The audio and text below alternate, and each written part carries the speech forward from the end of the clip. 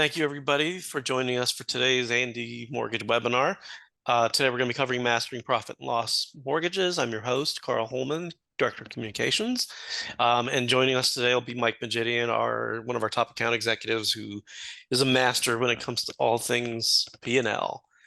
So hopefully everyone had a happy Thanksgiving, and we are ready to roll on. So we can go to the next slide. All right. So just quick housekeeping items. We keep the cameras and microphones off, and then we would ask you to just turn your cell phones off. I know it's towards the end of the month, but just to give Mike the courtesy of your full attention, that'll help us. And to interrupt one question that we always get multiple times, we are recording this currently, and we will be sending it out to all the both RSVPs and attendees within the first 24 hours. So with that, I will introduce Mike Majidian, and then I'll tell you guys a little bit about the company first. So Mike, welcome. We'll be having you talk about us in just a second. So for those of you who do not work with us currently or are not approved broker partners, A&D Mortgage is one of the top non-QM wholesale lenders. We've been doing business for close to 20 years. We're licensed almost nationwide, and we'll show you the service map in just a few minutes. It's just a few minutes. And one of the reasons, scroll back up too, please. One more. Sorry about that. Okay, I'm sorry if I was confused. So we also are experts in both conventional and FHA loans as well as non-QM. One of our core strengths is that we are the securitizer of our own loans with a company called Imperial Fund.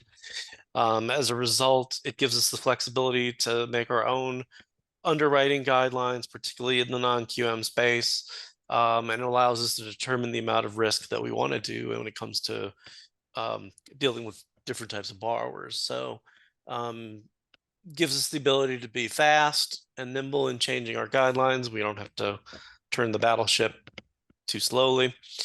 So we're able to respond to the market changes very quickly, change our rates very quickly.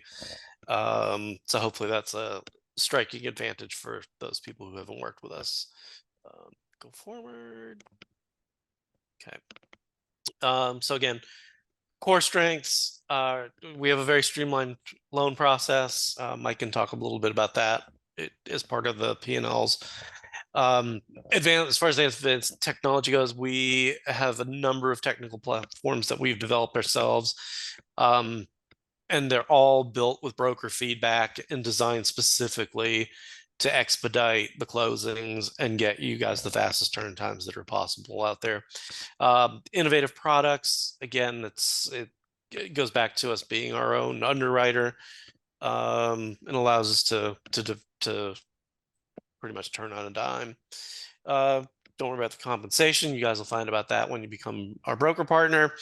And we do a full onboarding process with us if you're, a full onboarding process if you're not a currently approved broker, and that includes a monthly broker orientation webinar that we do towards the beginning of the month. And to go to the next slide, as we were talking about, we're licensed for the most part nationwide. We don't require a business license. You are not required to have a license if you want to do a business loan with us in 40 different states. There's still a few straggling states that we don't have licenses in, but we're in the process of, and hopefully by the end of next year, the rest of the map will be completely filled in. So with that, we'll go ahead and start talking about profit and loss loans. This is going to be the first in a series of a couple of different, I'm going to call them lunch and learn webinars that we'll be doing over the next few months, particularly focused on alternative doc loans. So we decided to start with one of our more popular ones first, which is the profit and loss loan.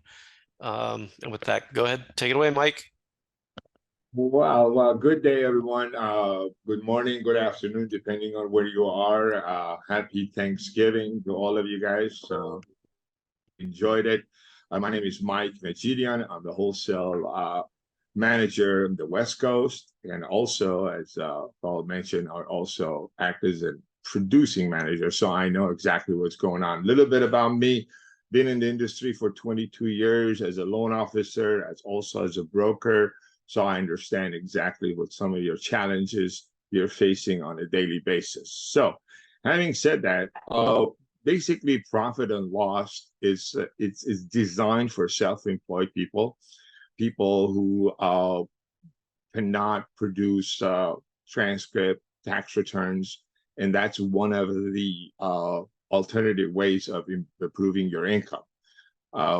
This is probably one stage below bank statement. So we call it profit and loss, and we require 2 months bank statement. We can go to the next slide. All right. So we have a variety of it. We have a 2-year or a 1-year profit and loss statement, which we prefer to be all on one page, basically stating from what date to what date, which gives you either 12 or 24 months. I'll give you an example. For instance, now you're submitting a loan in November 2023. So in order for that, we need your profit and loss statement all the way till end of October.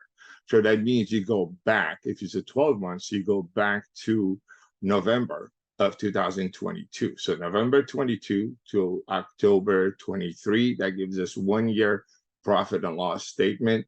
We use that net income at the bottom. So you put the total revenue on top, your itemized expenses, and the net income is what we use divided by 12 or 24 in order to qualify you. As you know, for all owner occupied, we need a form of income verification, or ATR, affordability to repay. So we need to have, and P&L is one of those that's very, very popular. So next slide. All right. Well, as I said, there are no tax return required. We need the only thing we require is a 2 months bank statements to show us basically what those the gross income that you put on the P&L kind of matches. Now, we also have a little bit of margin between the bank statement and the P&L. Let me explain what I mean by that. For instance, if you put that the borrower is making $10,000 a month, if your bank statement supports 7,500, 75% of that gross income via bank statement, we're good, because we give you that 25% of margin for cash income, cash deposit cash that were not deposited in the bank. So we are pretty flexible on those. If we need 3 months or 4 months to justify the 75% of the gross, we can do that. As far as P&L, I gotta add one more thing, that it has to be done by a CPA or a licensed tax preparer who is licensed with IRS. So the DTI for cash out has to be below 50 or below, and for rate and term purchases, we can push it all the way up to 55. That's pretty much, yeah. Okay, so yeah, we can go loan amount up to 4 million. The cash in hand is 1 million, but if the LTV is below 55, there's no limit. As you see, we do all type of properties, and let me highlight, manufactured housing is also one of them, and you can use it for investment, second home, primary, refi, cash out. On a cash out, we don't require, we can use cash out as reserve. However, for rate and term and purchases, we require 3 months. 3 months PITIA reserve.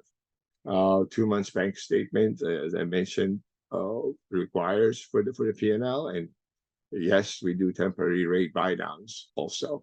So next, okay, well, eligibility, depending on what type of transaction it is, you can go as low as 666C in this case, and then DTI 55. LTV, CLTV, AD, and they have to prove. Let me add something about the P&L. Our P&L are not audited P&Ls, so the CPA or tax preparer must state that they prepared it, and they also have to indicate how long the business has been in existence. We're looking for 2 years or more, and also the percentage of ownership. So if they are not 100% owner, then obviously we cannot use the entire P&L unless they indicate that they prepared the P&L for, let's say, 50% ownership of that borrower. So I hope that makes sense. Okay. Next slide, please. Yes, as I said, it has to be prepared by a CPA, 2 months, deposit reflects on it. So we look at 75. I already mentioned that. I think I was ahead of that.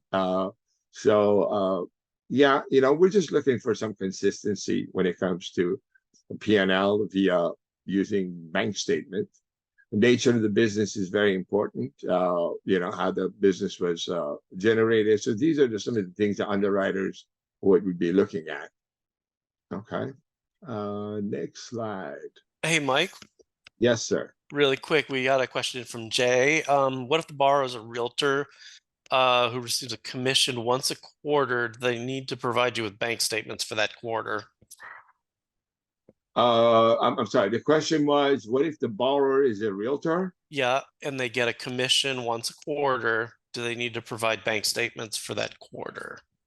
Yes. Again, if you are a realtor and you are getting paid, let's say on your company program, let's say I have a, ABC consulting company, and my broker are paying me with that to the entity, not to the individual, then that entity is a business and we can use that profit and loss. And yes, we have to show the last 2 months of bank statements, see if that's coming in. Now, if a realtor is a 1099 borrower, then we have a 1099 program for that. So we don't need to go with the P&L. Okay, great. Thank you. Keep going. Okay. All right. Well, the business owner who receives exclusively cash and may not be exactly that's what it's for. Some businesses do get cash and they don't deposit it in the bank, and those are the type of borrowers that can benefit from P&L. And again, that's it's one, guys. It's from bank statement to P&L. You're looking at a little higher rate by a quarter. But it gives you the flexibility of not providing the entire 12 or 24 months bank statement. Because as you all know, there are sometimes things that show up on the bank statement that may not truly reflect the borrower's income. So P&L would be a great solution. All right, we can go to the next. Again, these are the same thing we talked about. We use those type of income, explain the purpose, it meets the borrower's goal. Basically, we are using P&L to make sure that our DTI is in line with what we need, and that is in the case of cash out is 50% or less, you can review that, make sure that it's coming from a licensed CPA. That's really, really important. We don't want they cannot be self-prepared. It has to be prepared by that third party to determine that. So guidance, eligibility, documentation, application. That's exactly what we're talking about. So that's what we need. We need to make sure that we have all the correct documents before we submit that. So, okay, go to the next one, please. All right. Well, here we have a little scenario. John and Sarah Smith are married couple, in their 30s, and decided to first-time buyers and works as salary software engineer, and Sarah is a freelancer. Now, I think this is basically talking about whether we can combine income. Yes, we can. one can go P&L and the other person can go W-2. However, when you combine the two, we always go with the lesser of the two. What I mean by that is, if one borrower is going P&L, then everything is going to be underwritten under P&L program, and there are some restrictions on P&L, obviously. For instance, one of the things about P&L is that P&L does not allow we allow gift funds on it, but the first 20%, let's say on a purchase, must come from the borrowers. So whereas bank statement, you only require 5% from the borrower, and the rest can be gifted. So these are some of the differences between P&L and bank statement. All right. Credit score, really, really important on this. Obviously, the higher score you have, the better deal you got. And I'm going to demonstrate that on our quick pricer later on, so you see, what it is. So basically, combining the two income, you need to be within that DTI margin of whether it's 55 for purchase rate and term or 50 for your cash out. All right, P&L options. Again, this is a little redundant, but yes, it's designed for self-employed. You have to be self-employed. You have to be in business. Your business has been in existence for more than 2 years, and that can be verified via CPA or tax preparer. Let me add something here. Here in AD, we do recognize that sole proprietors are also business. So if we have a letter from a CPA or a tax preparer that indicates that they actually had a business, but yet it might not be LLC or a corp, but we will accept that. So that, and then and appraisal, guys, we have to order appraisal. Appraisal has to be ordered by us, for us, and we no longer accept transfer appraisals. Everything has to be done via our appraisal center. And yes, we do require, regardless of the LTV, we require appraisal on every loan. All right, next one. Yeah, reserve. We talked about this. We need 3 months TIA, A for association requirement, and interest rate on FICO, LTV. Yes, you do have an option of 30-year or 40-year or even interest only. Also, escrow waiver is also available on those. And as I said earlier, it's available on owner-occupied, non-owner-occupied, second home. You can use it for pretty much every program, every type of property. Okay. Next one is, all right. Now, I want to be able to, if I could take over, and let's see if I can, okay. Can I share my screen here? Yeah, it says you cannot share screen while other participant is sharing. Is it possible for me to share screen, guys? Oh, there you go. Yeah. Okay. All right, here we go. So this is our quick pricer. This is honestly, I think is the best thing since the slice spread. I love it. Everybody that uses it, love it. So quick pricer, make sure you go to admortgage.com, click on quick pricer, you get this. Now, this dark blue here says non-QM. For our P&L program, you want to be on the non-QM. As you notice, there are other options also on this, but we want to stay with non-QM. So we have a U.S. citizen. Let's say we are going with 2-year P&L, primary resident, and let's say it's a cash out. And this is spinning. Maybe that's not good. So let me go log in again.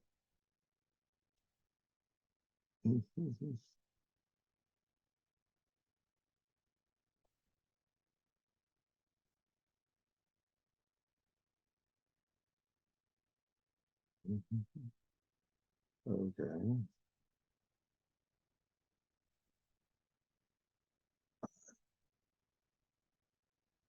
There we go. Right. So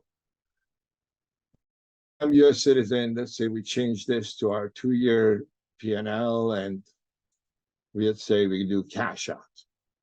See, right there, if you notice, it gives you green all the way to 640. So that means you can go as low as 640 on this program, and I guess it will not allow you on the 640. So it will stop you guys. So 660, it's good. So you put a cash out, you want to be at 660. And if you notice, giving you 75 max LTV. So wherever it's green, you see this. So your loan amount can be up to 1.5 million. And then you have an option of interest only. You can choose either or. Make sure your history is good, your mortgage history. And then you go to 30-year fix. You can choose. We don't offer ARMs on this program, but we can do 30-year or 40-year. And then let's say SFR, and let's say that's in California. So did you notice, you see the rates on the right-hand side. So let's say if we change this to 700 FICO, and then you see the rates improves, your LTV is now 80, your loan amount is higher. So this gives you a very good idea. Mike, hey, Yes. sorry to your screen's not sharing, so they're My not screen seeing. is not They're, sharing. yeah, they're not seeing. So let me go ahead and share it for you, and we'll have to just you'll have to tell me what you want changed. So Okay, this is the one I share. there you go. There you go. Is it sharing now? Yep, yep. Now we can see it. All right. Okay. Yeah. So what I was demonstrating was basically the power of uh, our quick pricer. So again, this is the program you want to use. U.S. citizen, you notice we have a non-perm resident and also foreign national.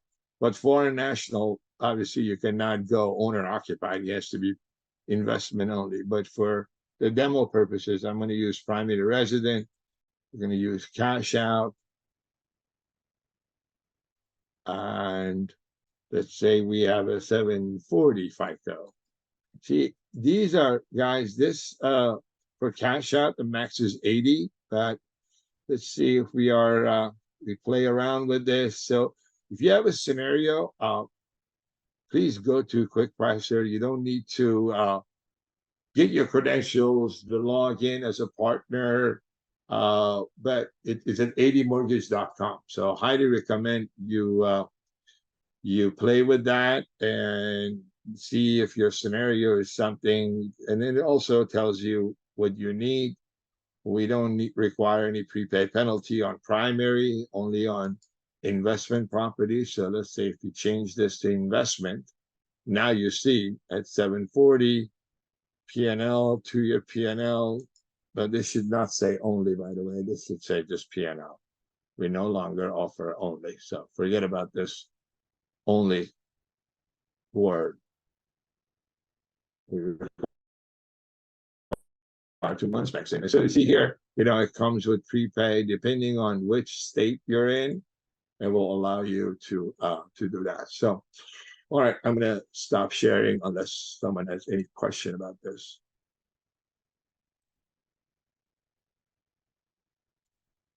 Okay. All right, we're gonna share the presentation back again. Okay. All right. Yeah. So I mean, I love it, guys. The quick pricer is it's a great tool. You can look at different scenarios and see what your limitations are. Okay. Do we have any questions on this? Because that pretty much concludes the highlights of our P&L. Yeah, we've If got a few, we do have a yeah, couple of questions. So somebody arrived a little bit late, but just to rephrase it, the borrowers need a 2-year plus a history of self-employment or in the same industry. yes, we do look at that. I mean, if the borrower, let's say, has only been the business had been in existence for less than 2 years, but the prior employment was in the same line of work. Let's say they were an IT guy working for a company and now they started their own business. Well, we do look at that. So there are exceptions that can be made as long as we can establish it was in the same line of work. Yeah. Let's see, Tammy. If okay, this is about the licensed CPA or the accountant. Can it come from their tax preparer company / bookkeeper if they have a business? They may not be a licensed CPA or accountant. Well, the license part is extremely important.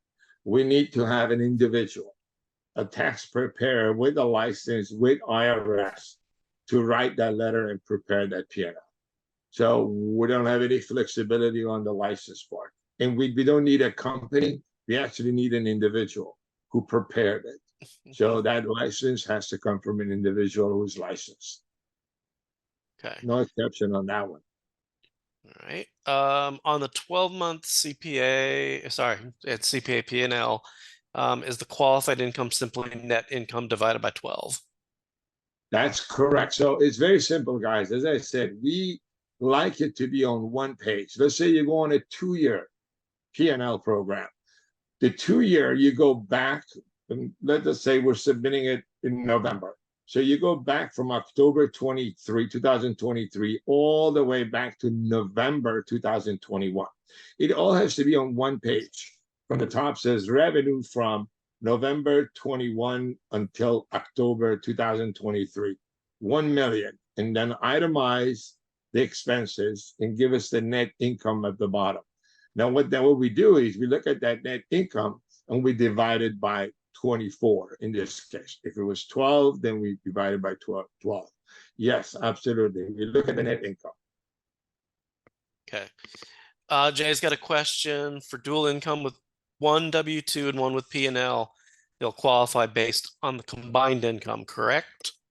Yes, we combine the income, but again, we always go with the lesser of the two. So if they're using P&L, even though one borrower is W-2, the underwriting guidelines would be based on P&L guidelines. So whatever the limitation the P&L will give you, that's what we're going to go with.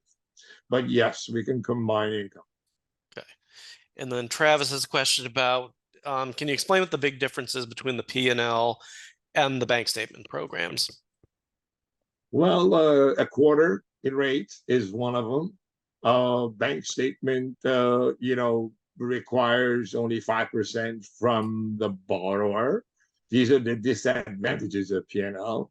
And then P&L requires 20% from the borrower. But the main advantage is that you're not throwing 20, 24, or 12 months of bank statement to the underwriter by looking at every deposit that you need to pretty much explain where they're coming from. Now, with bank statement, you get scrutinized a lot more. So to simplify it, because sometimes you have a seasonal business, so some months are lower than the other months.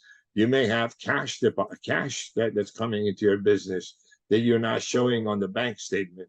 So those are the leverage that you get when you do P&L. It's a lot quicker.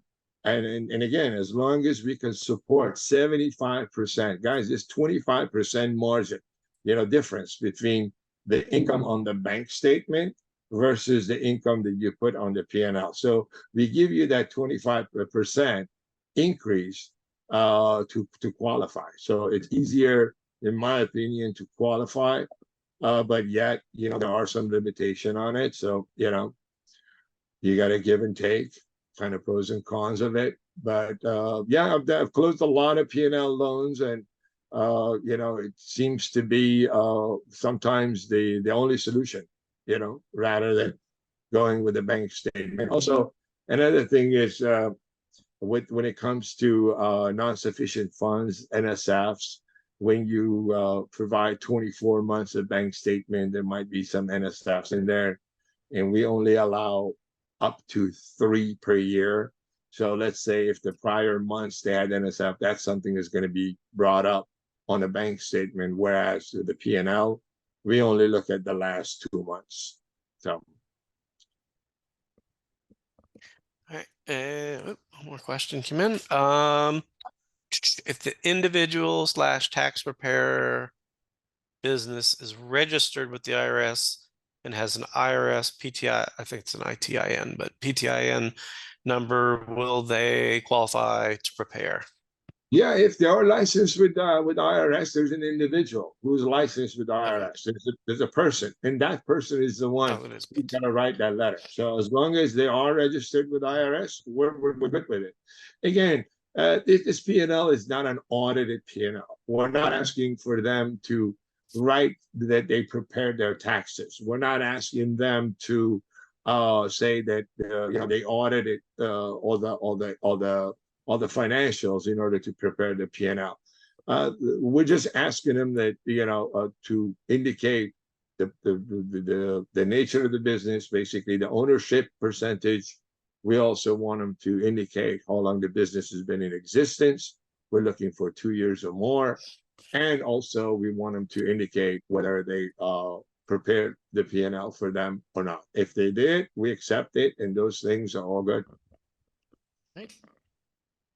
And that was the last question that came in. If you want to advance the slides to one more. So really quickly, you guys can stay engaged with A&D Mortgage through our social media channels. If you scan the QR code, it'll take you to a little link tree with all the different locations where you can follow us or subscribe or follow or tweet or whatever else you want to do. But I think we're on everything: Instagram, Twitter, Threads, Facebook, LinkedIn. So we're very active in social media. And just to wrap up sort of some of the talking points in the introduction, and a good way to encourage you to become a partner with us if you're not already. Make sure that that you go to our website, admortgage.com/become a partner, and there'll be a QR code you can look at afterwards as well for that. But basically, we're here to be your partner, and we want to grow your business. And we do that, really, we've outlined it as 4 key strategies. One is to create a streamlined loan process. Then we want to get you to you and your borrowers to the closing table as fast, as quickly as possible, and with as little hassle. And that's really done through a mix of our processes, our underwriting guidelines, and the knowledge and willingness of our team members like Mike. These guys study the underwriting guidelines in and out constantly, so they know how to help you guys set up the loans correctly. Tammy, I don't know if we're approved with Cross Country Mortgage. We'll have to have Mike check that for you. But we'll get back to you with that. Mark Glazer handles Cross Country. Okay. All right. So the branches. Yeah. Okay. So Tammy, we'll get you there. Carl, if I may, I want to just add something at closing. First of all, thank you. Thank everybody for participating. Guys, one of the things that we do really good, and I think we're the best, is our turn time, our speed. This industry is changing on a daily basis. I've been doing this for 22 years. I've never seen that many changes happening, especially on the non-Q1 side of the shop. So things are changing. It is important that you work with a knowledgeable account executive who's also values your time, because we know things need to happen ASAP. A lot of purchases out there that they need to close very quickly, a lot of cash out situation that they need the money for a variety of reasons. And we do understand where you guys coming from. Please give me a call, give us a call, get on board. Let us introduce A&D and our solutions to you in more detail. There's more than just P&L. There's a lot of other programs that you can qualify for. So please keep in touch. And I wish everybody a happy holiday. Hold on, we're It's not done. coming, so let's not slow down during the holiday. We're here. I'm here. I'm not going anywhere. So Yeah, one more. please visit. Yeah, we're not completely done yet. Just don't rush everybody out the door. Scroll down one more just to let people know again that as part of our ongoing, scroll down, please. Again, so as we talked about, one of the other programs we offer are foreign national loans. We'll be covering that next week as part of our. We talked about the series here for different types of alternative income documentation, and then we'll be doing another program for brokers 2 weeks from 3 weeks from now, I guess, on how to use ChatGPT to help transform your broker business. So with that, we're going to wrap it up. I want to wish everybody a happy Thanksgiving again. We'll be sending out. One more thing. Yep. For some of the new brokers that are listening, we understand that a lot of you guys are accustomed to, basically QM and conventional loans. Non-QM is a different way of thinking, different way of looking at these and scenarios. So run it by us. We'll find a way to get a lot of those things that you think there might be a dead file. We can bring it to life. So with that, thank you. Thank you, Yep. Paul. Yep. Great. Thank you. That's a very good point, Mike. So appreciate you for chiming in on that. And then as people log out, there'll be a brief little 2-minute survey. Let us know how we did, any topics that you'd like to just see us focus on in the new year. We're scheduled on webinars for the rest of the year, but we're planning out Q1, Q2 of next year. So yeah, any ideas that you have, we would welcome them. And again, appreciate everybody for their time. Have a happy late Thanksgiving and a early Cyber Monday. So get your shopping in. All right. All right, everyone. Bye, everybody. Bye.